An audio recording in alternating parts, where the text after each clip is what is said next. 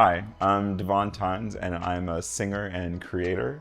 I like to make performance pieces and pieces of work that invite people into a very human way of existing. I think I figured that out when I saw that in classical music, which is where I entered performing arts, there was an implicit disconnection between artists and audiences, and then also that disconnection can kind of spill over into institutions, or maybe through more excavation, you find that the institution is upholding certain barriers to this sort of connection that I think is the actual intent of performing art. And that always seemed very curious to me. You know, it seemed like there was a clear raison d'etre of or some idea of what the raison d'etre of performing arts is or was, which is human expression and connection, but things were set up in a certain way to where those things weren't allowed to be fully incarnate. I worked in arts administration a lot after I graduated from Harvard University for undergrad, studied sociology,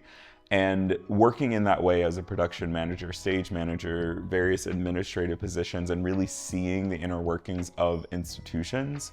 realizing that there was great potential there. And having that experience along with singing allowed me a certain knowledge and agency. So I could make things with the knowledge of how it worked in 360 degrees, what the audience was from a sociological perspective, how the thing could be supported from an institutional perspective, and how my artistic intentions could actually fit in that mold to communicate something I felt has a certain reality and honesty. The fact that it's actually a home brings a dimension that automatically interacts with whatever's in it, and it being a museum, it kind of has this two-spirited way of, there's the ghost of an existence that happened here, but also the reality that it is housing things in a real time. And what's also fascinating is this is a very particular type of home,